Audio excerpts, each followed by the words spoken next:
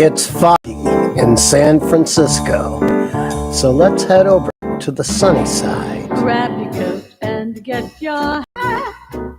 Leave your worry on the doorstep. Just direct your feet to the sunny side of the street. Keep your gait a bit pat, and your troubles with no slow step. Life can be so sweet on the sunny side of the street. Yeah, we got a good show for you today coming up. The Queen of the World will be here with a joke like she is every morning, every weekday morning, leading this show off. We got Duck's Breath Mystery Theater playing the Osmonds singing Sedated. We got Dr. Science introducing himself and Windshield Insect episode. We got College TV intro, that's college with a K, TikTok today, and we got Jane Wilson. I used to walk in the shade with those blues on parade, but I'm not afraid. This rover crossed over. Grab your coat and get your hat. Leave your worry on the doorstep. Just direct your feet to the sunny side of the street. Life can be so sweet on the sunny side of the street.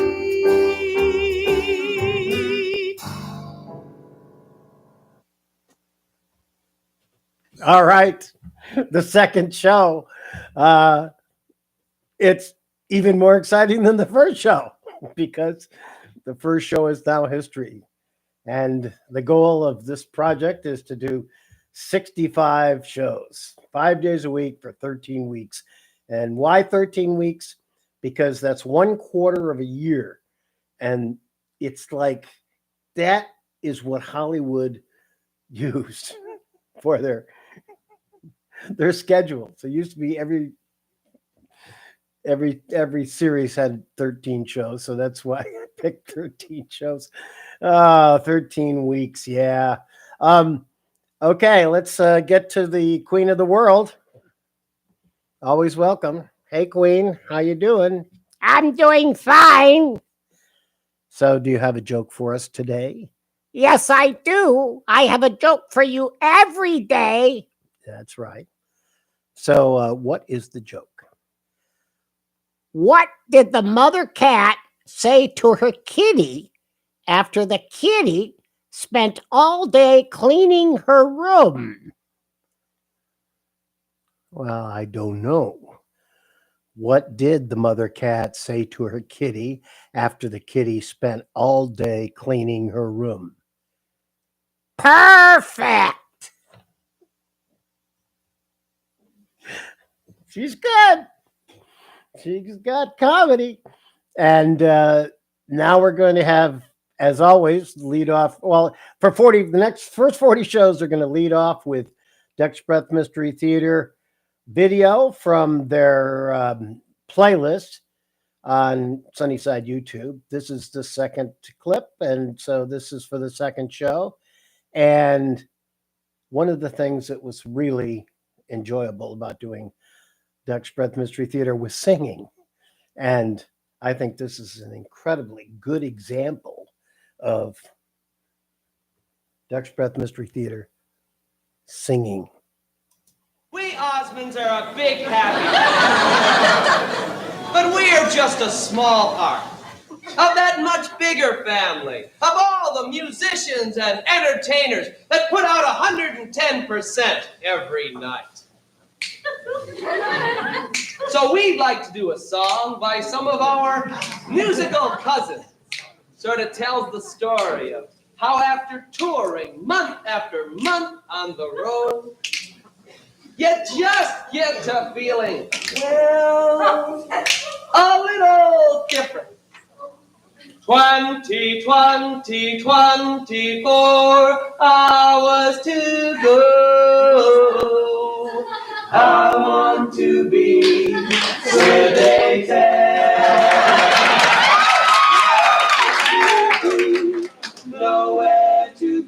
go. I want to be sedated. Get me to the airport. Put me on a plane. Hurry, hurry, hurry. Before I go insane. I can't control my fingers. I can't control my brain. Oh, no, no, no. Bang, bang, bang, bang, bang, bang, bang, bang. I want to be sedated. Bang, bang, bang, bang, bang, bang, bang, bang, bang. I want to be sedated. Bam, bam, bam, bam, bam, bam, bam, bam, bam, bam. I want to be sedated.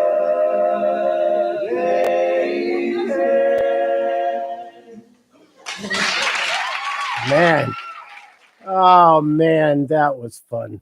That was there's the rainbow without Bill. Now here's Bill with the rainbow. The singing was so fun. We did almost all the songs we did a cappella because you can't take a musician on the road with you. Even though we did have some tapes that we sang to. But one point we did a show with a bunch of other a cappella groups and we just sang songs. And I just remember that in my head. It's like, wow, my life is complete.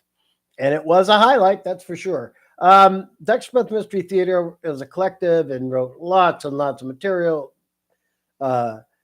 stage sketches, plays. And but one of the things that we ended up doing a lot is public radio.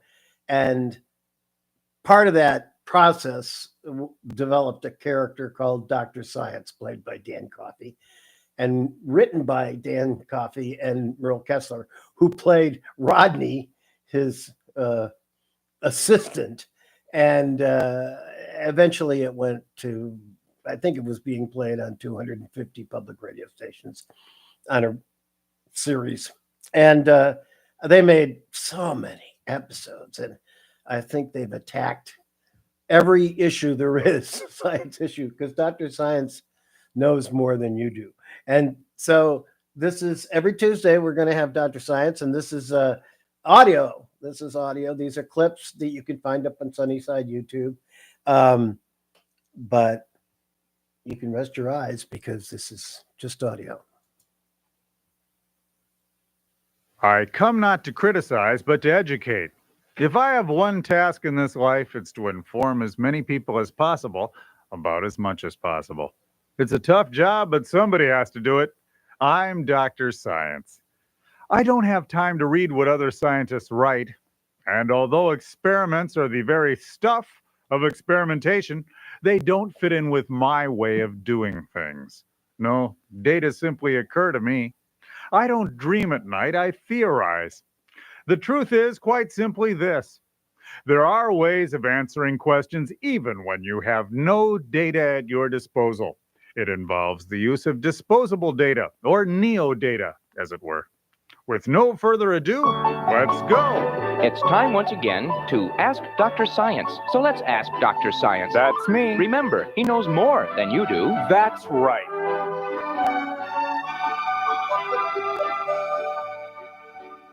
J. North Bunker from Venice, California writes, Dear Dr. Science, what is the last thing to go through an insect's mind before it smashes into your car windshield? By a remarkable coincidence, science has recently shed light on this problem. After a long and diligent search, science located a number of psychic insects. We duct taped these telepathic six-legged creatures to the hood of a 62 Studebaker. Then we drove through Wyoming in August at 100 miles an hour. Tiny instruments picked up the final thoughts of the so-called normal insects as they smashed into the windshield. 23% of these final thoughts were, uh-oh. Another 25% were, oops, followed by 15%, which were simply, car. The remainder of these thoughts were a hodgepodge, including hungry, tired, whoa, big and shiny, and hey, watch where you're going. Thank you, Dr. Science.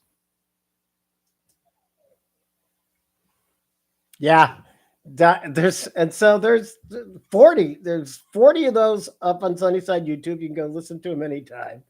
And I think we'll probably have more at some point. In fact, the goal of this project is to build awareness of Duck's Breath Mystery Theater and the material that we've done. And eventually, I'm hoping to have all of Dr. Science's question answers available somewhere on the web. Maybe it'll be Sunnyside YouTube, but maybe the Internet Archive. Thinking about that.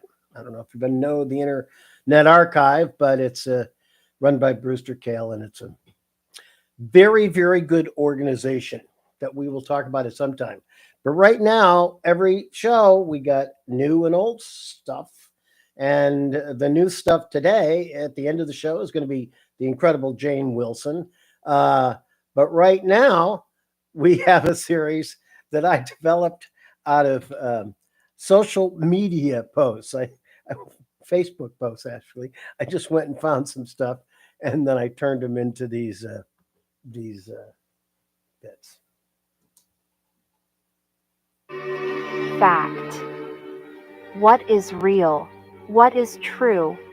No Country for Old Men is H.P. Lovecraft updated for the 21st century. Chigoris Cthulhu, unstoppable ancient evil, from space or somewhere.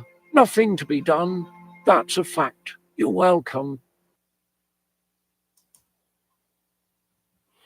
Okay, so that's just this is because that's what comedy is, really. Every comedian knows it. Everybody that does any kind of comedy knows you try stuff and you put up something that doesn't work, you put up something that doesn't work, and then you put up something and it works. Duck's Breath would put up so much stuff and was totally based on if the audience laughed, we kept it and we tried to make it better and better. And if they didn't laugh for like 5 times in a row, that was the end of that. So this is the same thing, except modern facts, because facts are important, or they used to be. Who knows what facts are? Okay. Also, this is Tuesday, so also every Tuesday we're going to have something from College TV. And right now we're going to go see the opening, which kind of explains what this is. College TV began in 2007 as a web serial about college life in Boulder, Colorado, and developed into an ensemble of writing, performing, and technology craftsmen producing low-cost, high-comedy entertainment products. The collective produced over 300 YouTube comedy videos and a comedy film, Looking Glass 3.0. The team also published 5 comedy magazines exclusively for the iPad with Apple's iBooks author application.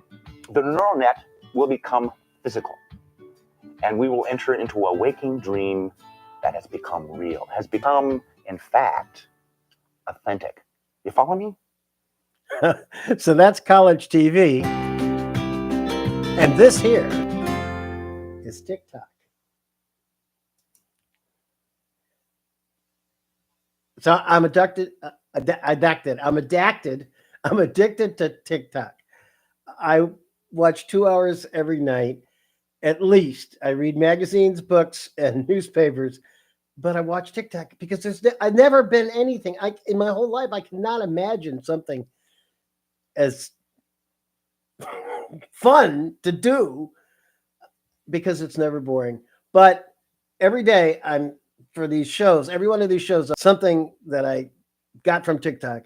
And today it's a new appreciation of Family Guy.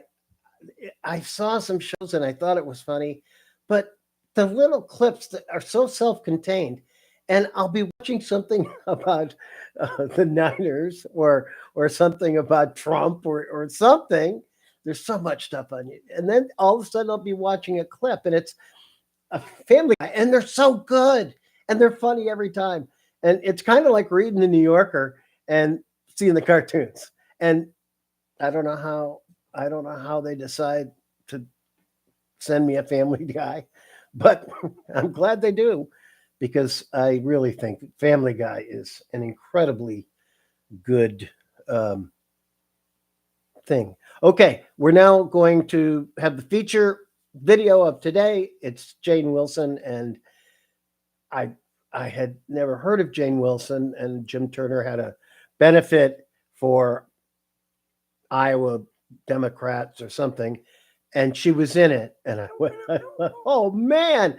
And I asked her if she would do clips for Sunnyside, and she said okay. And this is the first one of 13 Tuesdays. So let's get back over there.